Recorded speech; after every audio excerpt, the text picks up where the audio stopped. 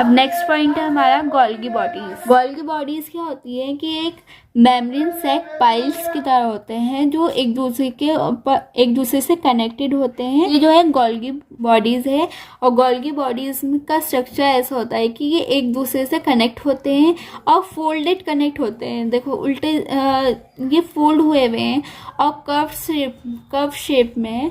तो Golgi bodies जो होती है वो एक दूसरे से कनेक्टेड होती है, पाइप्ड होती है और थोड़े से डिफरेंट स्ट्रक्चर के होते हैं।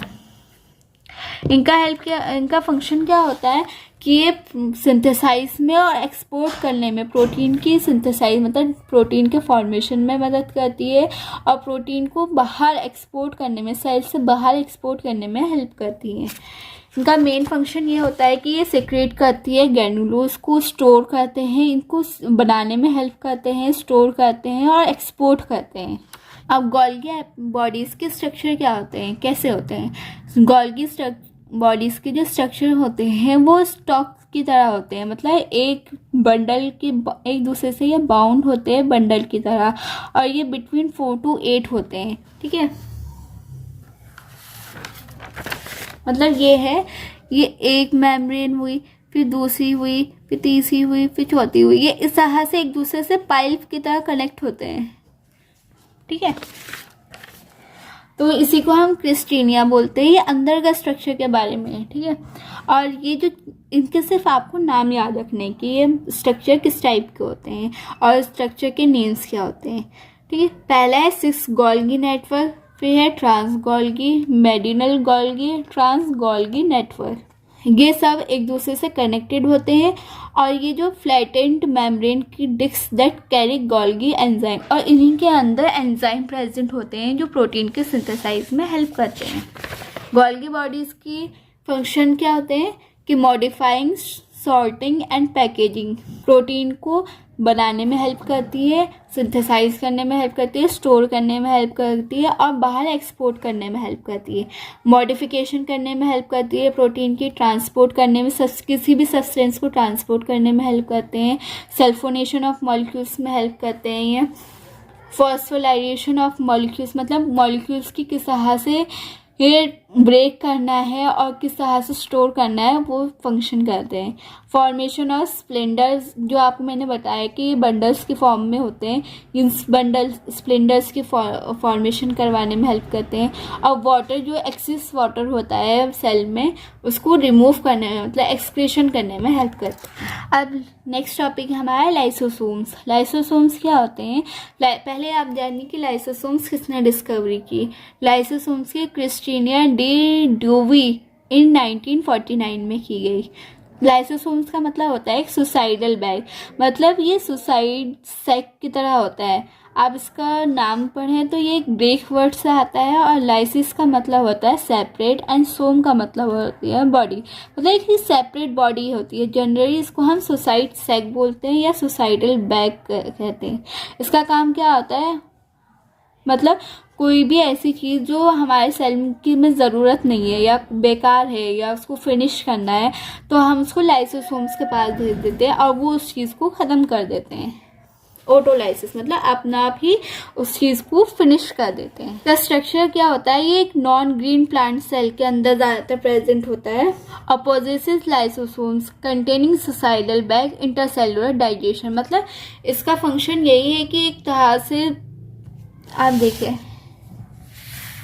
ये है लाइसोसोम्स, ये नॉन ग्रीन सेल की तरह प्रेजेंट होता है, और इसका काम होता है कि जो भी अगर इस सेल में कोई भी ऐसी चीज़ है जो बेकार है और उसको वेस्ट मटेरियल है और उसको हमें ख़त्म करना है, तो हम उसको लाइसोसोम्स के पास भेज देते हैं। इसलिए लाइसोसोम्स को हम सुसाइडल बैग बोलते हैं। लाइसोसोम्स का फंक्शन क्या है कि ये डिफेंस करने में मदद करता है। अगर आप सोचिए कि किसी भी तरह कोई भी माइक्रो ऑर्गेनिज्म प्लाज्मा मेम्ब्रेन को धोखा देके अंदर आ चुका है, और अब सेल्स को पता चल गया कि ये ख़राब चीज़ है, ये हमें हार्म कर सकती है, हमें इससे बचना है, तो इस माइक्रो ऑर्गेनिज्म को हम लाइसोसोम्स के पास भेज देते हैं। और लाइसोसोम्स क्या है, सुसाइडल बैग है, तो उसको ख़त्म कर देता है, फिनिश कर देता है। ठीक है। तो provide defence against micro organism, और blood clot help dissolve blood clot, किसी भी तरह की ब्लड क्लॉटिंग हो गई है तो उसको डिज़ोल्व करने में हेल्प करता है। थर्ड पॉइंट है sperms to penetrate the ovum, कोई भी स्पर्म है ओवम से पेनिट्रेट करना चाहता है तो उसको पेनिट्रेट करवाने में हेल्प करते हैं, मतलब उसको वो मिलाने में हेल्प करते हैं।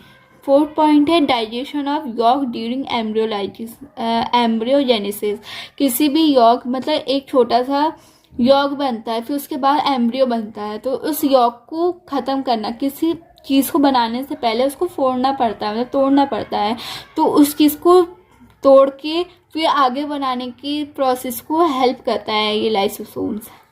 Decompose the mature RBC and that, RBC 120 days के बाद डिकम्पोज हो जाती है, मतलब मर जाती, तो उनको ख़त्म करना, उनको डिकम्पोज करना और नए सेल्स को बनाने में हेल्प करते हैं। दैट सेल को ख़त्म करते हैं, डिकम्पोज कर देते हैं। Break down of cellular component, 6 point है break down the cellular component, कोई भी सेलुलर है ये किसी चीज़ का काम का नहीं है तो इसको तोड़ के ख़त्म करने का काम भी लाइसोसोम्स का होता है। लाइसोसोम्स का काम ही यही है कि कोई भी चीज़ है उसको पहले तोड़ना फिर आगे प्रोसेस बनाना, अगर ये काम का है तो ठीक है, नहीं है तो वो डिपॉजिट करके फिनिश कर देता है। अब नेक्स्ट टॉपिक है हमारा एंडोप्लाज्मिक रेटिकुलम। एंडोप्लाज्मिक रेटिकुलम क्या होता है? इस स्ट्रक्चर को हम एंडोप्लाज्मिक रेटिकुलम कहते हैं। देखो तो एंडोप्लाज्मिक रेटिकुलम जो होता है वो हिट्रोजीनियस होता है, मतलब होमोजीनियस होते हैं जो सेम होते हैं, हिट्रोजीनियस ये होते हैं कि डिफरेंट होते हैं, एक सारे पूरा स्ट्रक्चर जो है वो सेम नहीं होता है, डिफरेंट वेसिकल्स से बने होते हैं, मतलब डिफरेंट स्ट्रक्चर फॉर्म होते हैं इसमें, ठीक है। और इसका डायमीटर जो होता है वो 20 to 200 नैनोमीटर होता है। और ये जो होते हैं दो टाइप्स के होते हैं, एक तो होते हैं रफ वेसिकल्स, एक होते हैं स्मूथ वेसिकल्स। अब इसमें क्या होता है, देखो सिंपल मीन है, ये एंडोप्लाज्मिक रेटिकुलम है। एंडोप्लाज्मिक रेटिकुलम में अगर राइबोसोम्स इसके ऊपर चिपके हुए हैं, ये छोटे छोटे जो हैं राइबोसोम्स है, अगर ये चिपके हुए हैं तो ये रफ एंडोप्लाज्मिक है, ठीक है। और अगर यही राइबोसोम्स नहीं प्रेजेंट होते इसमें तो वो स्मूथ एंडोप्लाज्मिक रेटिकुलम है। बस यही दो टाइप्स है इसके। देखो इसमें राइबोसोम्स नहीं प्रेजेंट हैं कहीं भी है, ये स्मूथ एंडोप्लाज्मिक रेटिकुलम हुआ। और ये जो है इसमें राइबोसोम्स प्रेजेंट है तो इसका मतलब ये रफ एंडोप्लाज्मिक रेटिकुलम हुआ।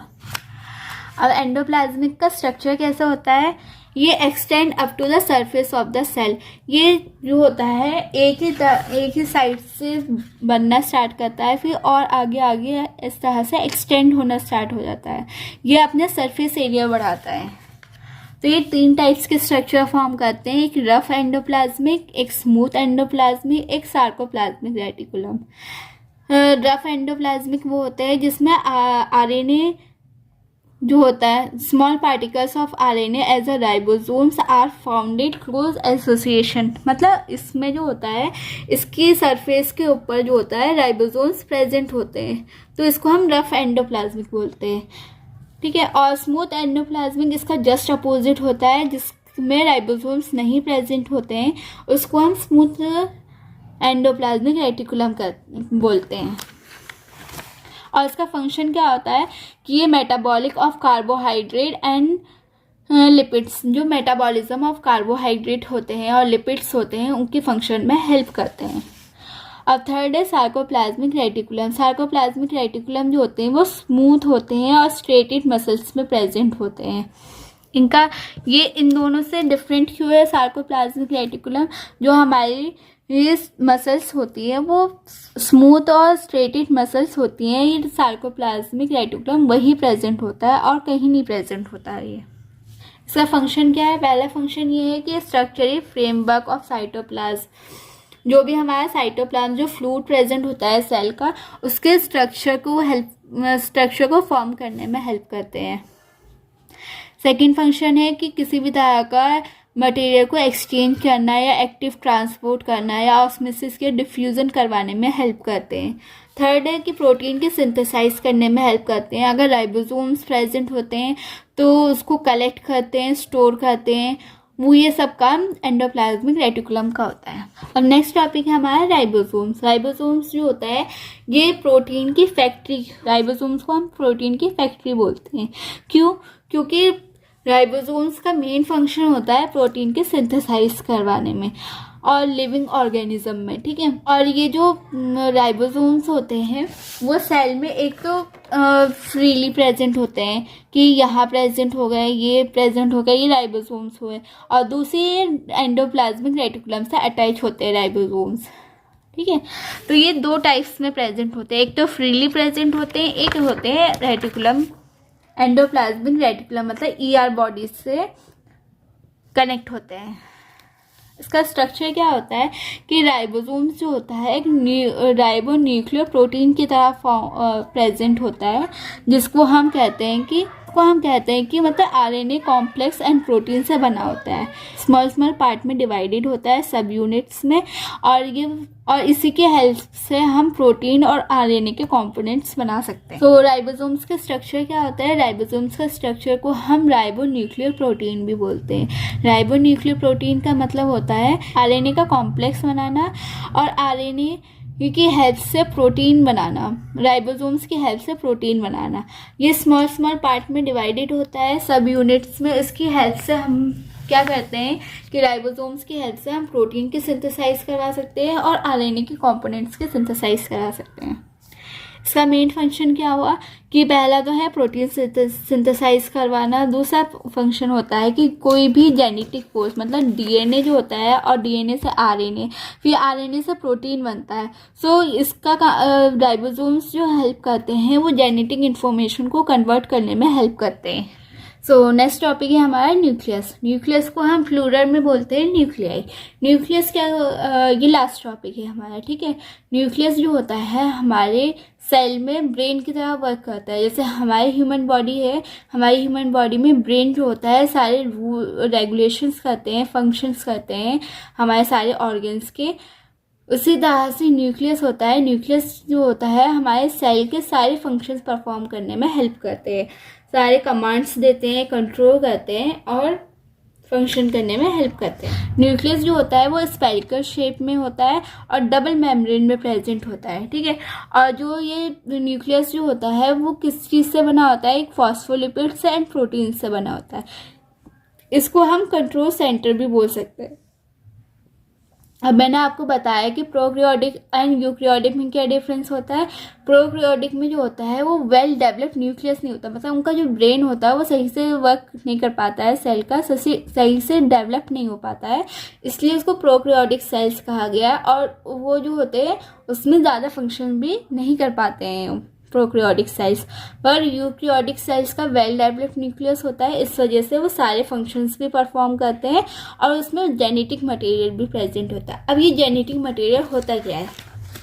जेनेटिक मटेरियल जो होता है हमारे डीएनए या आरएनए कहलाया जाता है, ठीक है। और ये डीएनए और आरएनए बनता कैसे है?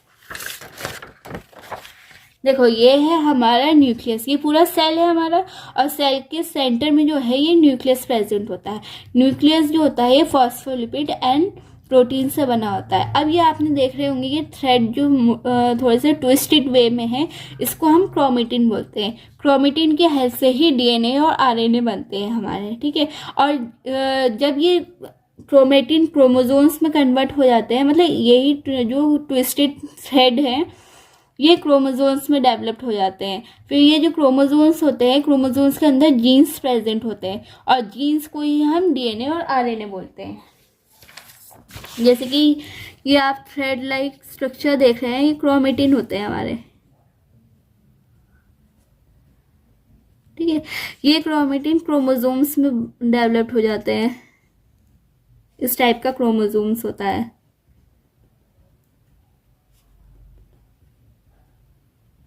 और क्रोमोसोम्स के अंदर ही जीन्स प्रेजेंट होते हैं, और जीन्स जो होते हैं हमारे डीएनए या आरएनए हो सकता है, ठीक है।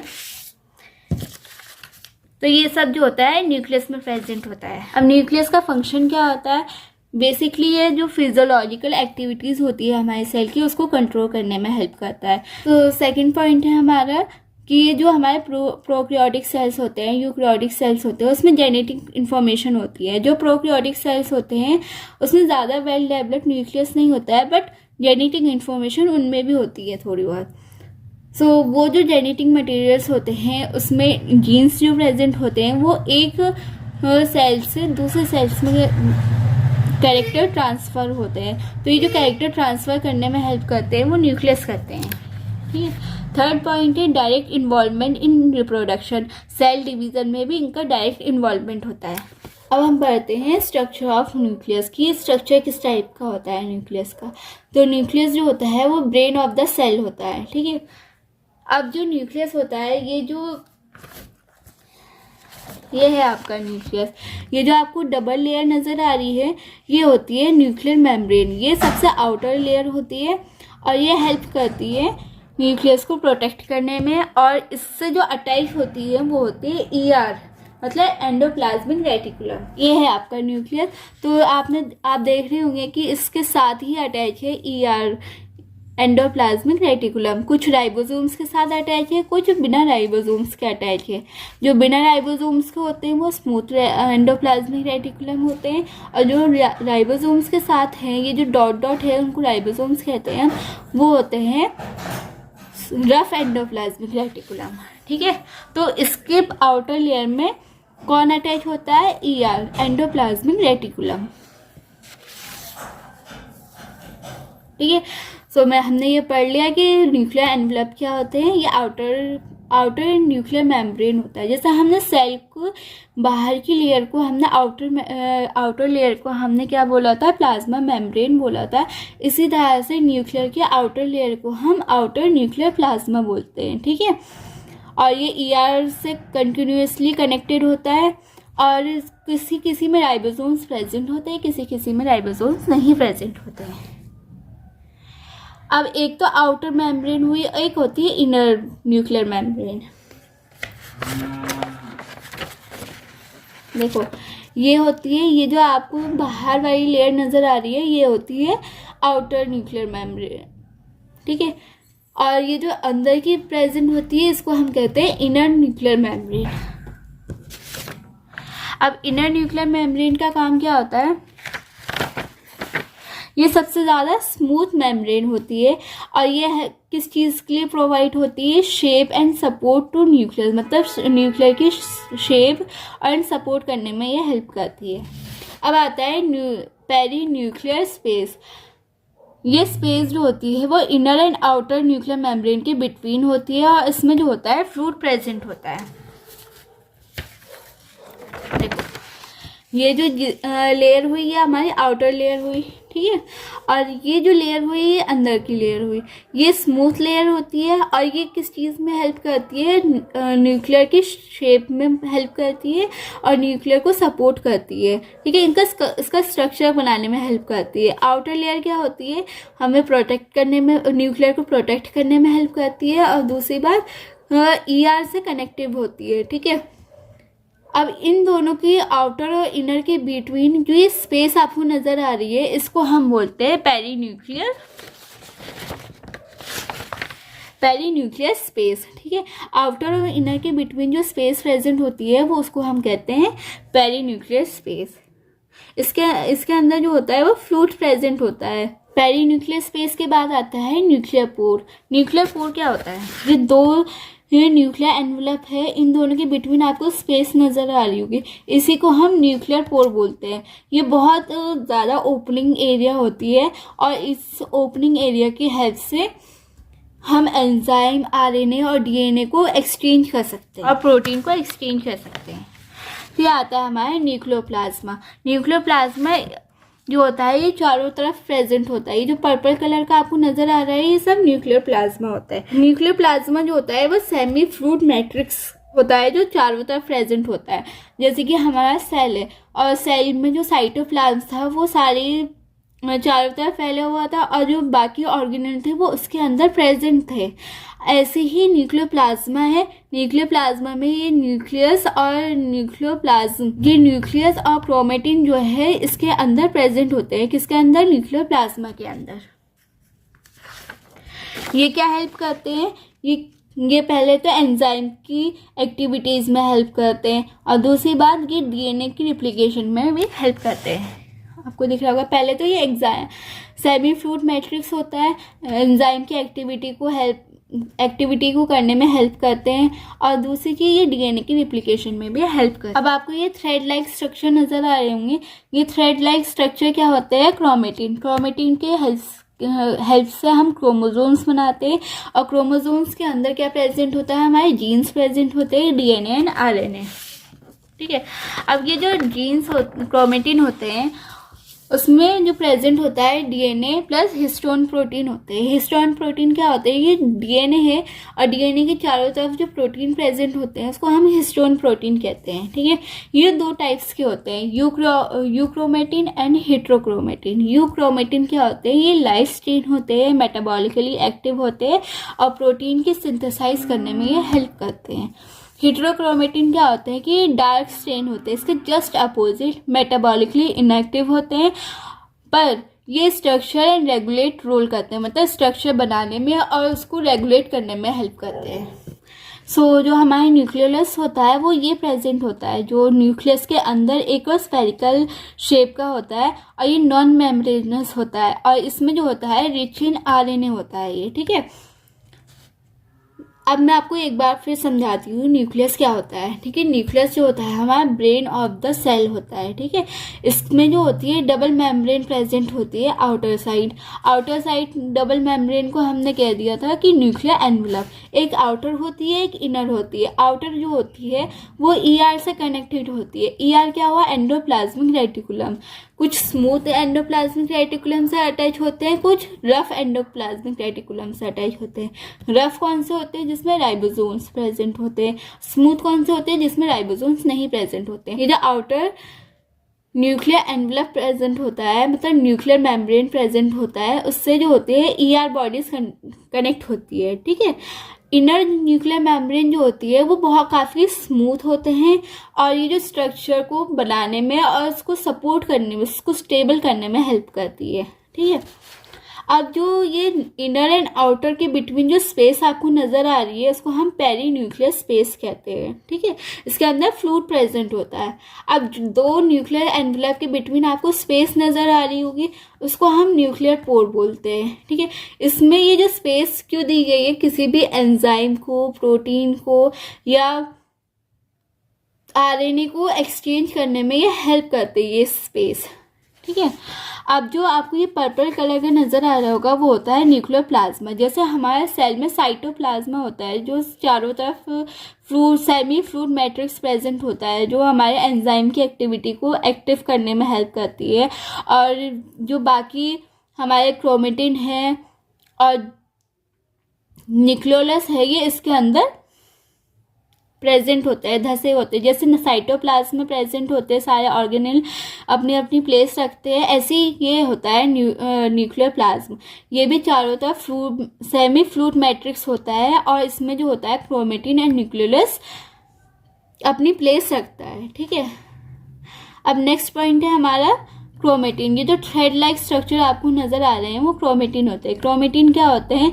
ये जो क्रोमेटिन आगे जाके क्रोमोसोम्स बनते हैं, फिर क्रोमोसोम से जीन्स बनते हैं और जीन्स से आरएनए और डीएनए बनते हैं। ठीक है, ये जेनेटिक मटेरियल की फॉर्मेशन करने में हेल्प करती हैं। फिर सबसे मेन काम आता है न्यूक्लियोलस। न्यूक्लियोलस जो होता है नॉन मेम्ब्रेनस होता है ये, और ये इसका काम क्या होता है कि रिच इन आरएनए होता है, और जितनी भी जेनेटिक मटेरियल की रिप्लिकेशन होती है वो ये न्यूक्लियोलस हेल्प करती है। ये न्यूक्लियोलस परफॉर्म करते हैं सारे फंक्शंस। ये होता है सारा न्यूक्लियर का स्ट्रक्चर, न्यूक्लियस का स्ट्रक्चर आप कह सकते हैं कि ये पूरा होता है न्यूक्लियस का स्ट्रक्चर। आपको ये पिक्चर नज़र आ रही होगी, ऐसे होता है रियल न्यूक्लियस हमारे सेल में ना, इस टाइप का होता है। देखो ये जो बीच में आपको दिखाई दे रहा है ये न्यूक्लियोलस होता है। ये जो आपको थ्रेड नज़र आ रहे हैं ये होते हैं हमारे क्रोमेटिन, और जो क्रोमेटिन के चारों तरफ ये सेमी फ्लूइड मैट्रिक्स प्रेजेंट होता है वो होता है न्यूक्लियर प्लाज्म। और आपको ये पोर्स नज़र आ रहे होंगे जिसको हम जिसको हम कहते हैं न्यूक्लियर पोर। और ये जो चारों तरफ मेम्ब्रेन होती है, आपने देखा होगा ये डबल मेम्ब्रेन है, 2 मेम्ब्रेन है। मैं आपको पिक्चर भी भेज दूंगी। ये 2 मेम्ब्रेन्स होती है, एक आउटर मेम्ब्रेन होती है, एक इनर मेम्ब्रेन होती है। इनर मेम्ब्रेन जो होती है वो काफ़ी स्मूथ होती है, और आउटर मेम्ब्रेन जो होती है वो ER से कनेक्टेड होती है, एंडोप्लाज्मिक रेटिकुलम।